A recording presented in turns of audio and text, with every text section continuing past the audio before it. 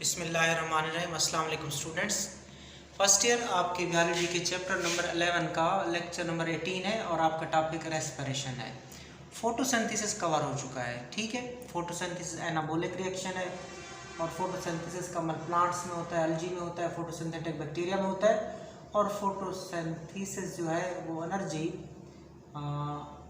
Capturing process है, ठीक है, और उसमें पौधे अपनी खुराक बनाते हैं। अब हम फोटोसिंथेसिस का अपोजिट प्रोसेस देखेंगे जो कि रेस्पिरेशन है। फोटोसिंथेसिस डे के वक्त टाइम होती है, जबकि रेस्पिरेशन 24 आवर्स ये प्रोसेस चलता रहता है। सो रेस्पिरेशन देखते हैं, ये वो अमल होगा जिसमें खुराक को तोड़ा जाएगा, एनर्जी रिलीज होगी। हर जानदार में ये प्रोसेस होता है। सो देखते हैं रेस्पिरेशन क्या है। The living organism need energy to carry on their vital activities. जानदारों को अपनी अहम एक्टिविटीज़, अहम काम, अहम सरगर्मियाँ करने के लिए किसकी ज़रूरत होती है? एनर्जी की। याद रखिएगा, जानदारों को वाइटल एक्टिविटीज़ को कैरी करने के लिए एनर्जी की ज़रूरत होती है। So living organism need energy to carry on their activities.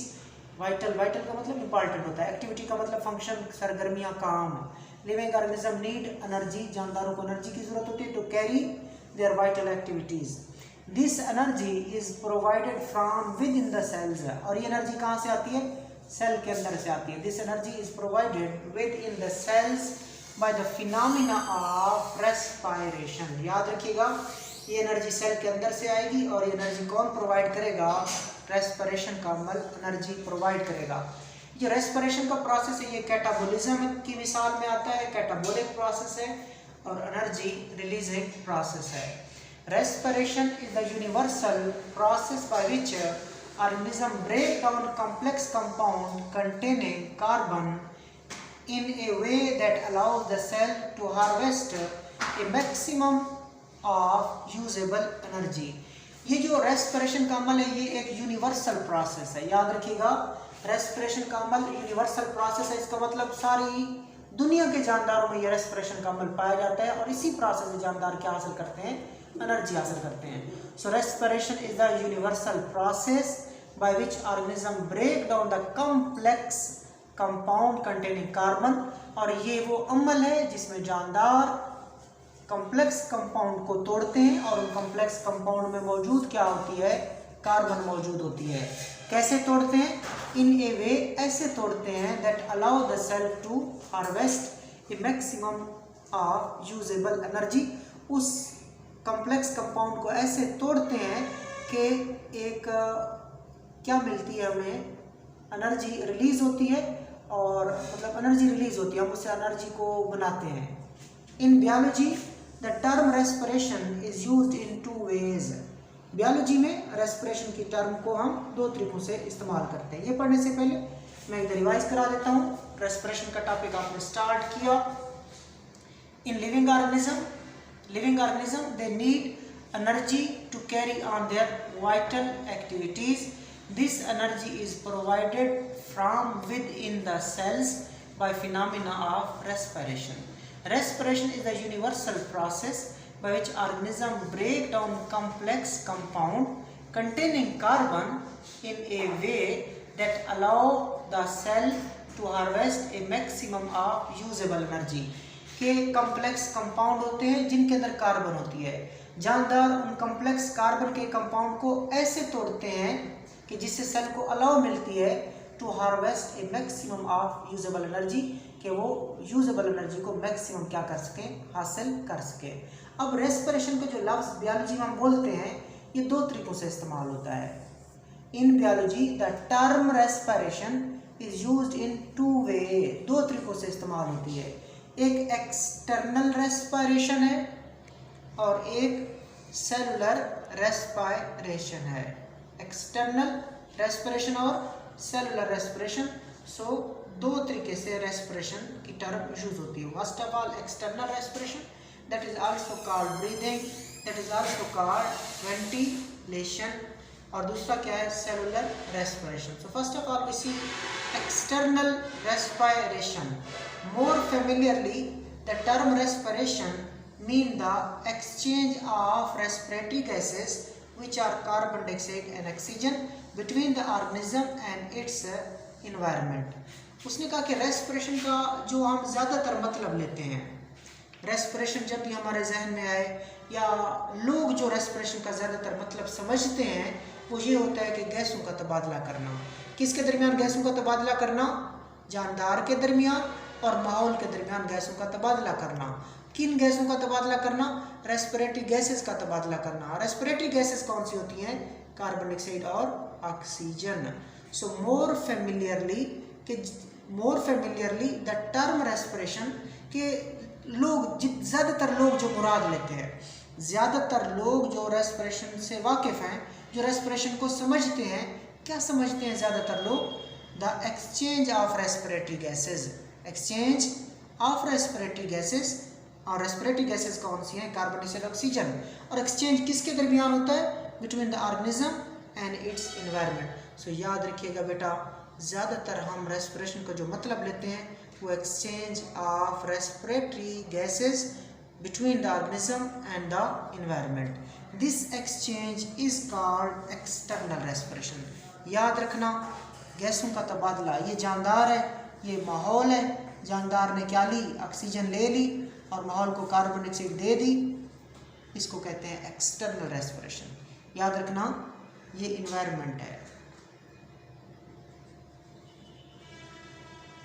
ठीक हो गया। और ये क्या है? जानदार है। तो ये ऑक्सीजन अंदर जा रही है, कार्बन डाइऑक्साइड बाहर जा रही है। So this is the exchange of respiratory gases between the organism and the environment. This exchange of gases is just called external respiration, also called breathing, also called ventilation. Now we see the cellular respiration. Cellular respiration ये है बेटा, C6H12O6 plus O2 will give us CO2H2O plus energy. और उस energy से हम क्या बनाते हैं बाद में? ATP बनाते हैं. क्या बनाते हैं? ATP. सो ये अमल किधर हो रहा है? सेल के अंदर. और ये प्रोसेस क्या कराता है? Cellular respiration. सो इसको देखते हैं सेलुलर रेस्पिरेशन को. दो किस्म की रेस्पिरेशन हमारे जहन में आती है. एक एक्सटर्नल रेस्पिरेशन जिसमें जस्ट आप गैसों का तबादला करते हो, जबकि दूसरी सेलुलर रेस्पिरेशन जो सेल के अंदर होती है, जिसमें ग्लूकोज में मौजूद, खुराक में मौजूद CH बॉन्ड्स को तोड़ा जाता है जहाँ पे एनर्जी ज़खीरा होती है. CH बॉन्ड में एनर्जी होती है. The process by which energy is made available to the cells in a step-by-step breakdown of C chain molecule in the cells is called cellular respiration. The process by which energy is made available to the cell, वो process जिसमें एनर्जी को available किया जाता है किसके लिए? For the cell.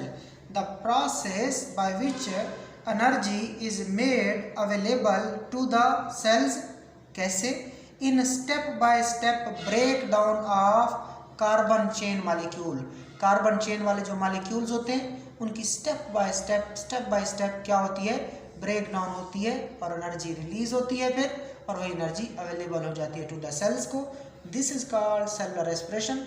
इसको आपने 10th में भी देखा था कि सेलुलर रेस्पिरेशन एक ऐसा अमल है जिसमें ग्लूकोज में मौजूद CH बॉन्ड को मुख्तलिफ ऑक्सीडेशन और रिडक्शन रिएक्शन से तोड़ा जाता है और निकलने वाली एनर्जी को ATP में तब्दील किया जाता है. That is also called cellular respiration. The cellular respiration is the process by which CH bond present in the food or the glucose, they are broken by oxidation and reduction reaction, and the energy is released in the form of, and the energy is released that is transformed into ATP. समझ आ गई होगी आपकी. तो आपको तो ये cellular respiration है. अक्सर फ़र्क पूछते हैं. write the difference between external respiration and cellular respiration. Clear कर लें.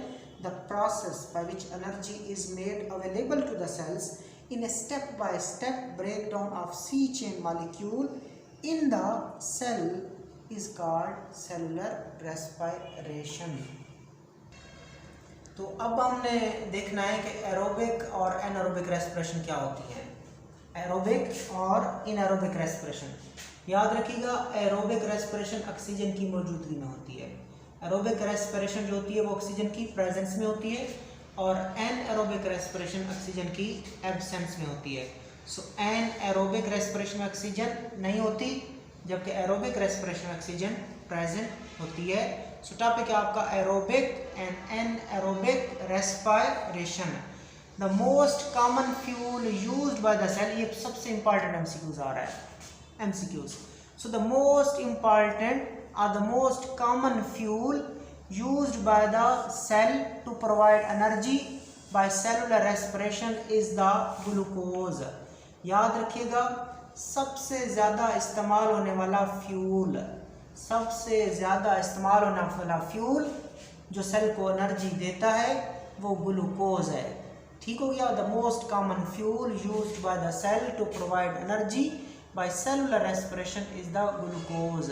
कि सेल सबसे ज़्यादा किस ईंधन को इस्तेमाल करते हैं एनर्जी हासिल करने के लिए, किस प्रोसेस के ज़रिए, सेलुलर रेस्पिरेशन के ज़रिए। याद रखिएगा, सेल ग्लूकोज को इस्तेमाल करते हैं सेलुलर रेस्पिरेशन में और इससे क्या लेते हैं, एनर्जी लेते हैं। सबसे ज़्यादा इस्तेमाल होने वाला कॉमन फ्यूल कौन है, ग्लूकोज है, और ग्लूकोज से क्या ली जाती है, एनर्जी। ये एमसीक्यूज क्लियर किया, आगे चलते हैं। The way glucose is metabolise, ये भी एमसीक्यूज है, depend on the availability of oxygen. The way glucose is metabolised, ये देखें, the way glucose is metabolised, कि वो रास्ता, वो तरीका जिसे ग्लूकोज को तोड़ा जाएगा उसका दारोमदार किस बात पे होता है, अवेलेबिलिटी ऑफ ऑक्सीजन पे होता है। किस पे होता है, अवेलेबिलिटी ऑफ ऑक्सीजन पे। ग्लूकोज ज़्यादा टूटेगी, ग्लूकोज कम टूटेगा या ग्लूकोज ज़्यादा टूटेगा या दरमियाना टूटेगा, उसका दारोमदार होता है ऑक्सीजन है या ऑक्सीजन नहीं है। So the way glucose is broken down, इसको मैं ब्रोकन डाउन बोल रहा हूँ। The way glucose is broken down, the way glucose is metabolise, it depend on the availability of oxygen. अब ग्लूकोज कितना टूटेगा उसका दारोमदार ऑक्सीजन की अवेलेबिलिटी, ऑक्सीजन की दस्तयाबी पे होता है। ये दो बातें clear. Most common fuel glucose. अब ग्लूकोज कितना मेटाबोलाइज होगा उसका दारोमदार ऑक्सीजन की अवेलेबिलिटी पे है। दो बातें क्लियर। प्रायर, प्रायर कहते हैं बिफोर, प्रायर मतलब before entering a mitochondria, the glucose molecule is split to form two molecule of pyruvic acid। याद रखिएगा, रेस्पिरेशन का अमल माइटोकॉन्ड्रिया में होता है। रेस्पिरेशन का अमल किधर, माइटोकॉन्ड्रिया में। सो माइटोकॉन्ड्रिया में रेस्पिरेशन का अमल होगा, उस माइटोकॉन्ड्रिया के अंदर एटीपी बनेगा। सो माइटोकॉन्ड्रिया को आप powerhouse of the cell भी बोलते हो। अब ग्लूकोज ने कहाँ दाखिल होना है, माइटोकॉन्ड्रिया में दाखिल होना है। लेकिन याद रखिएगा, माइटोकॉन्ड्रिया में ग्लूकोज दाखिल नहीं हो सकता। तो माइटोकॉन्ड्रिया में ग्लूकोज दाखिल होने से पहले अपने आप को तोड़ता है। कितने मॉलिक्यूल में तोड़ता है, 2 मॉलिक्यूल में तोड़ता है। याद रखिएगा, ग्लूकोज में 6 कार्बन होती हैं। ग्लूकोज में कितनी कार्बन होती है, 6 कार्बन। C6H12O6, C6H12O6, तो कार्बन कितनी, 6। माइटोकॉन्ड्रिया में दाखिल होने से पहले ग्लूकोज मॉलिक्यूल इज सप्लिटेड, ग्लूकोज का मॉलिक्यूल टूट जाता है into 2 molecule of pyruvic acid, और ये 2 मॉलिक्यूल में टूट जाता है। और हर मॉलिक्यूल में कितनी कार्बन होती है, 3। तो टोटल कितनी बन जाएगी, 6। ग्लूकोज में 6 कार्बन है। अब ग्लूकोज ने माइटोकॉन्ड्रिया में दाखिल होना है, लेकिन माइटोकॉन्ड्रिया में दाखिल होने से पहले ग्लूकोज का मॉलिक्यूल टूट जाएगा into 2 molecule of pyruvic acid. This reaction is called glycolysis. इस प्रोसेस को हम ग्लाइकोलाइसिस कहते हैं। And literally meaning of the glycolysis is the splitting of sugar. Glycolysis का लफ्ज़ी मतलब क्या है, लिटरली मीनिंग क्या है ग्लाइकोलाइसिस का, splitting of sugar, splitting of glucose, sugar का ग्लूकोज का टूटना। ग्लाइको ग्लूकोज या शुगर, लाइसिस का मतलब स्प्लिट करना, ब्रेक डाउन। सो ग्लाइकोलाइसिस का लिटरली मीनिंग क्या है, splitting of sugar and occur in the cytosol. याद रखिएगा, ग्लाइकोलाइसिस का अमल साइटोसोल में होता है। ये 9th क्लास में भी आप लोगों ने पढ़ा था, जब आपने मैकेनिज्म ऑफ सेलुलर रेस्पिरेशन देखा था, तो उसमें सबसे पहले आपने ग्लाइकोलाइसिस देखा था। आपने कहा था glycolysis the process in which glucose molecule is converted into 2 molecule of pyruvic acid. और दूसरी बात आपने क्या देखी थी, ग्लाइकोलाइसिस का अमल साइटोसोल या साइटोप्लाज्म में होता है। अब साइटोसोल या साइटोप्लाज्म तकरीबन एक बात है, ये सॉल्युबल पार्ट होता है, सॉल्युबल पोर्शन या पार्ट, सॉल्युबल पार्ट या पोर्शन भी बोल सकते हो, ऑफ साइटोप्लाज्म। साइटोप्लाज्म का सॉल्युबल जो हिस्सा होता है उसको आप क्या कहते हो, साइटोप्लाज्म का जो सॉल्युबल हिस्सा होता है उसे हम साइटोसोल कहते हैं। याद रखिएगा, ग्लाइकोलाइसिस का लफ्ज़ी मतलब है स्प्लिटिंग ऑफ शुगर। ग्लाइकोलाइसिस में ग्लूकोज का मॉलिक्यूल 2 पायरुविक एसिड में कन्वर्ट हो रहा है और ग्लाइकोलाइसिस का अमल साइटोसोल में होता है। और याद रखना, ग्लाइकोलाइसिस के प्रोसेस को ऑक्सीजन नहीं चाहिए, जैसा ग्लाइकोलाइसिस का अमल एरोबिक रेस्पिरेशन में भी होगा, एनारोबिक रेस्पिरेशन में भी होगा। ग्लाइकोलाइसिस की इक्वेशन देखते हैं। ग्लूकोज है सबसे पहले, क्या है? ग्लूकोज, और फार्मूला C6H12O6 ग्लूकोज। किस में कन्वर्ट हो रहा है? पायरुविक एसिड में। कितने पायरुविक एसिड में? 2 पायरुविक एसिड में। कितने पायरुविक एसिड में? 2 पायरुविक एसिड में। फार्मूला भी देख लें पायरुविक एसिड का, C3H4O3। C3H4O3 प्लस क्या निकलती है? एनर्जी निकलती है। और NAD भी क्या हो जाता है? रिड्यूस हो जाता है। किस में?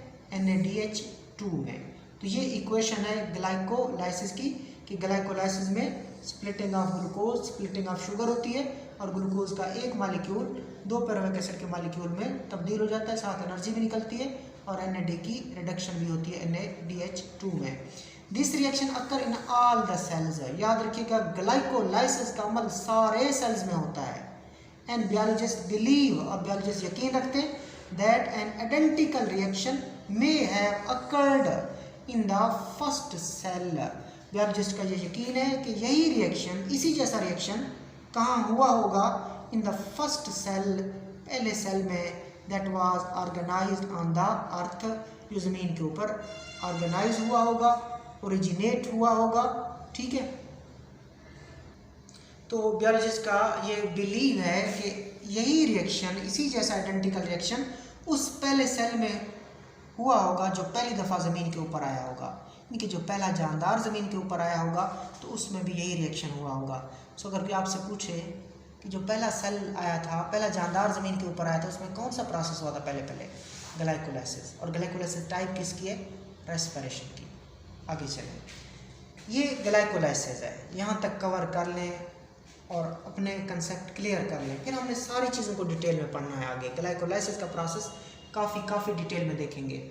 The most common used by the cell, the most common fuel used by the cell to provide energy by cellular respiration is glucose. The way glucose is broken down, the way glucose is metabolized depend upon the availability of oxygen. Prior to entering a mitochondria, the glucose molecule is split to form 2 molecules of pyruvic acid. कि glucose का molecule mitochondria में दाखिल होने से पहले, prior का मतलब पहले, कि माइटोकॉन्ड्रिया में दाखिल होने से पहले ग्लूकोज का एक मॉलिक्यूल 2 पायरुविक एसिड के मॉलिक्यूल में टूट जाता है। ग्लूकोज में 6 कार्बन, तो कितने पायरुविक एसिड बनेंगे? इससे 3। इससे पायरुविक एसिड कितने बनेंगे? 2। तो हर पायरुविक एसिड में कार्बन कितनी होगी? 3 कार्बन होगी। C3, ग्लूकोज C6 है, ग्लूकोज में 6 कार्बन, MCQs है, और पायरुविक एसिड में कितनी कार्बन? 3। तो टोटल कार्बन 6 ही रहेंगी। ग्लूकोज में 6 कार्बन, पायरुविक एसिड में 3 कार्बन होती है। तो एक ग्लूकोज से पायरुविक एसिड कितने बनते हैं? 2। Okay, this reaction is called glycolysis. याद रखना, ग्लूकोज का पायरुविक एसिड में टूटना, इसकी एक फुल डेफिनेशन क्या है? The breakdown of glucose molecule up to the formation of 2 pyruvic acid is called glycolysis. कि ग्लूकोज का टूटना कब तक टूटते चले जाना? जब तक पायरुविक एसिड ना बन जाए, उस प्रोसेस को कहते हैं ग्लाइकोलाइसिस। और ग्लाइकोलाइसिस का लफ्ज़ी मतलब होता है splitting of sugar and it occur in the cytosol. Glycolysis, इसमें शुगर टूटती है, इसमें ग्लूकोज टूटता है, 2 पायरुविक एसिड बनते हैं और ये हमारे साइटोसोल में होता है। इक्वेशन ये वाली है, मैं कवर करा चुका हूँ। और ये जो रिएक्शन है, ये सारे सेल्स में होता है। और बायोलॉजिस्ट का बिलीव है कि दुनिया में जो पहला सेल ऑर्गेनाइज हुआ होगा उसमें भी यही रिएक्शन हुआ होगा, या इस जैसा आइडेंटिकल रिएक्शन हुआ होगा। आगे चलते हैं, ये मैं डायग्राम से आपको दिखा देता हूँ। ये ग्लूकोज है और सेल जो ज़्यादा फ्यूल को यूज़ करते हैं वो ग्लूकोज ही होता है। एनर्जी हासिल करने के सेल जिस फ्यूल को सबसे ज़्यादा यूज़ करते हैं वो ग्लूकोज है। और ग्लूकोज कैसे टूटेगा? उसका दारोमदार ऑक्सीजन पे होगा, वो भी देख लेते हैं। तो ग्लूकोज का मैंने लिखा फार्मूला C6H12O6। उसके बाद क्या हुआ? ग्लूकोज टूट गया, ये ग्लूकोज, और उसके बाद मैंने यहाँ लिख दिया 2 पायरुवेट। आप कहेंगे सर पायरुवेट? बिल्कुल, पायरुवेट या पायरुविक एसिड, पायरुवेट या इसको पायरुविक एसिड भी बोलते हैं। सो मैंने एक ग्लूकोज से कितने पायरुवेट बनाए? 2, या 2 पायरुविक एसिड बनाए या 2 पायरुवेट बनाए।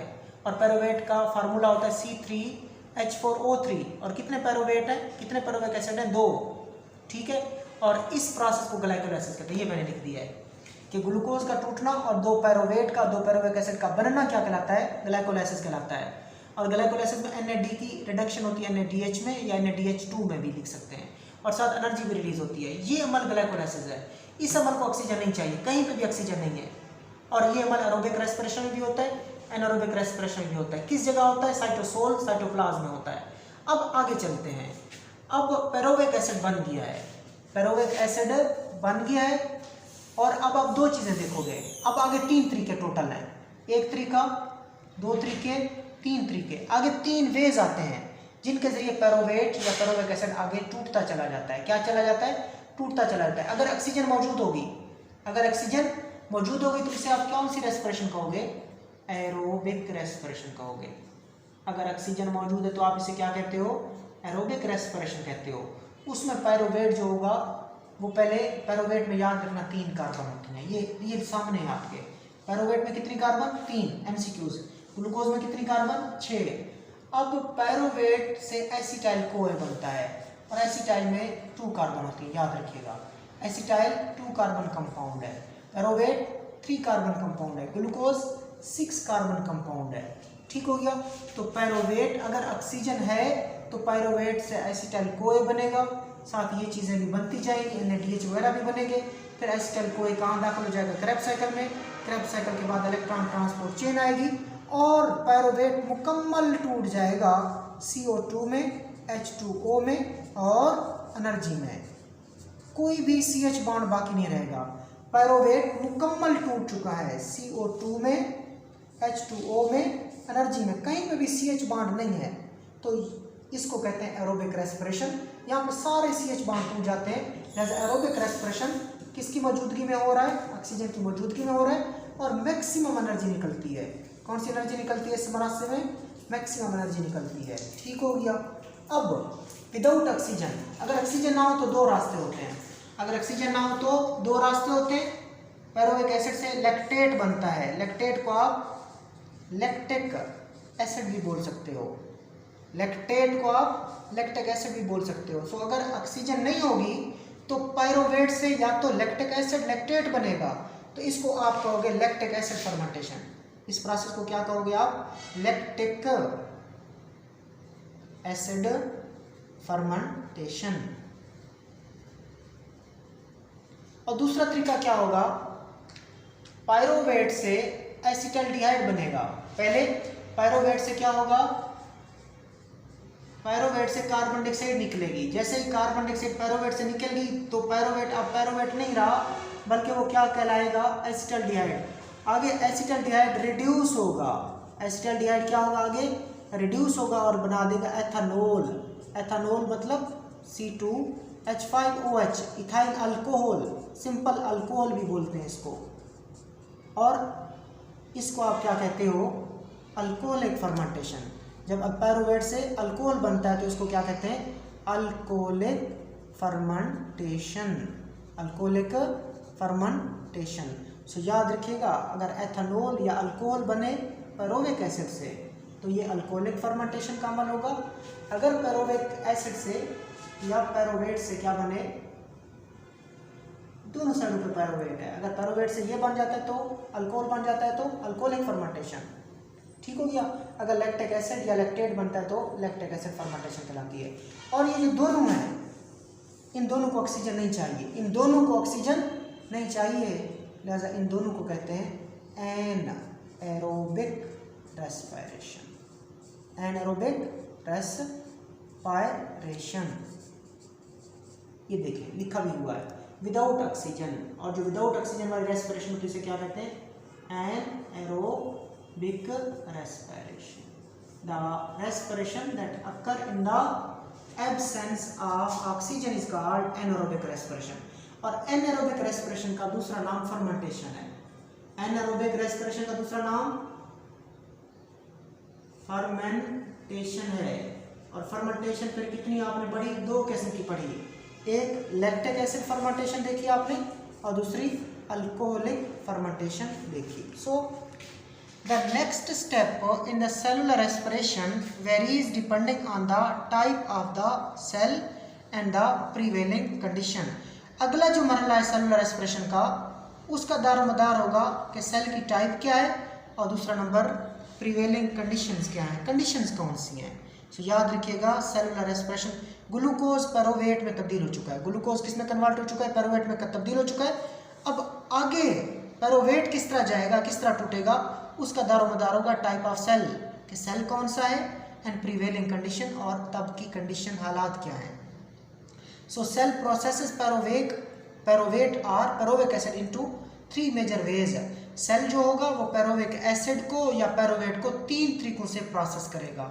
सेल पेरोविक एसिड को कितने तरीकों से प्रोसेस करेगा, 3 तरीकों से, अल्कोहलिक फर्मेंटेशन और लैक्टिक एसिड फर्मेंटेशन और एरोबिक रेस्पिरेशन।